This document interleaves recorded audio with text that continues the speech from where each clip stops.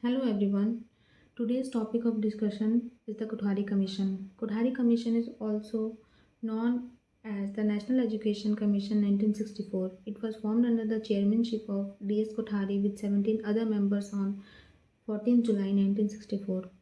This commission was formed by the Government of India to comprehensively assess the entire educational framework and purpose, recommendation, and policies for the overall development of education in India. It was formed to create the fundamental principles and policies for the development of the education system from the primary level to the higher level. It also gave suggestions on the standardization of educational patterns in India. However, the scope of the commission did not extend it to the medical and legal studies.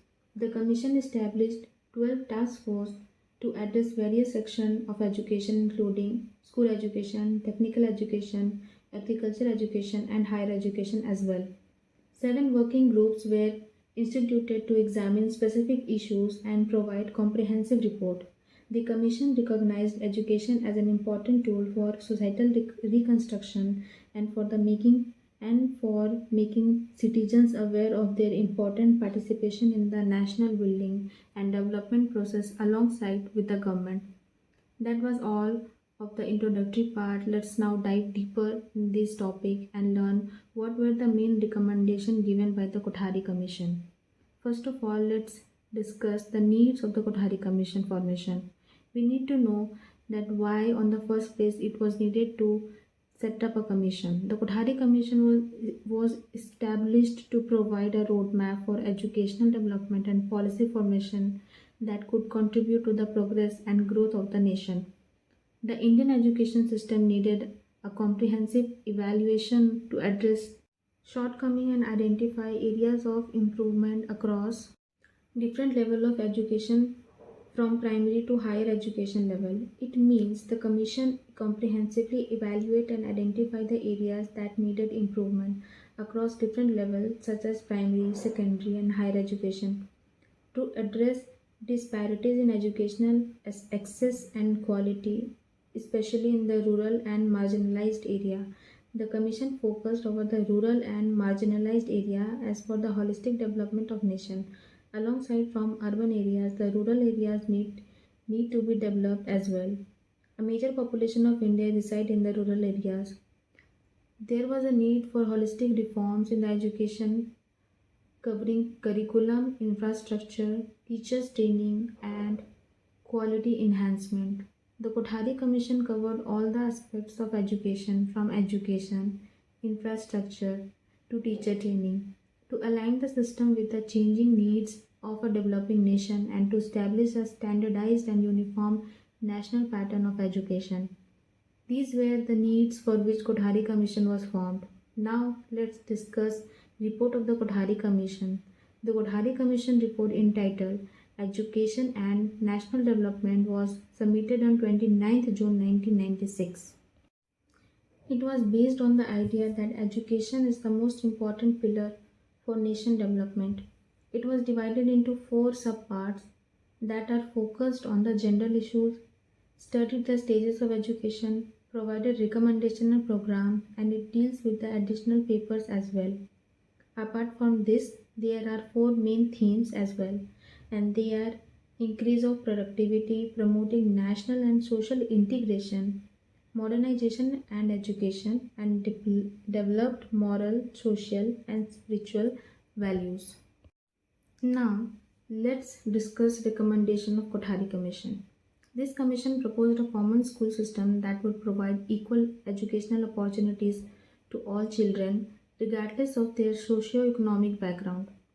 In short, education to all. The commission recommended free and compulsory education for children up to the age of 14 to ensure universal access to basic education.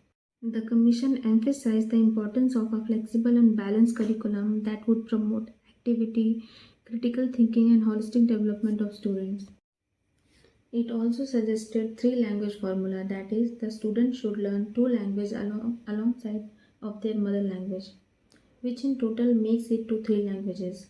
Kothari Commission also recommended standardization of educational system based on 10 plus 2 plus 3 which was followed up the new education policy 2020. Now it is updated from 10 plus 2 plus 3 to 5 plus 3 plus 3 plus 4. The structure of education system should be as follows. I am talking about the 10 plus 2 plus 3 one and not the new one. So it is like 10 year of schooling followed up with 2 year of higher secondary education and then 3 year of bachelor's. In this schooling phase covers 10 years of compulsory education from class 1 to class 10. After completion of 10th class, the student enters the higher secondary stage. During these 2 years, student pursues specialization streams such as science, commerce, or arts. Now, after successful completion of higher secondary education, students have the opportunity to pursue bachelor's degree. These are the recommendations provided in Kothari Commission. But don't make mistake that there is no further education beyond bachelor's. A student can pursue post-graduation and research as well. The Commission also recommended maintaining an appropriate teacher-student ratio to ensure personalized attention and effective teaching. Commission also stressed on women's education and proposed establishing schools and hostels especially for the females. It recommended improving the quality of teacher education and training. As you guys can think of your own, that youth is the future of nation and education will help them to become a good citizen. So to improve the quality of education, the quality of teacher must be improved by training. It also emphasized on making math, science, social science, and national services an integral part of education. The Commission suggested expanding higher education opportunities, establishing more universities, and promoting research and innovation. It also stressed that the need to develop technical and professional education institutions to meet the growing demand of various industries. For better knowledge, we also need to discuss the limitation of the Kothari Commission. The Commission did not adequately address the regional diversity and cultural variation within India. Apart from this, there were implementation change challenges as some of the proposed changes require significant financial resources, infrastructure development, and coordination between various levels of government, leading delays and uneven progress in certain areas.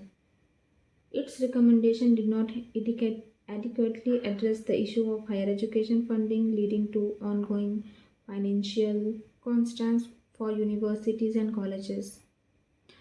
These are few limitations of this commission. That's all.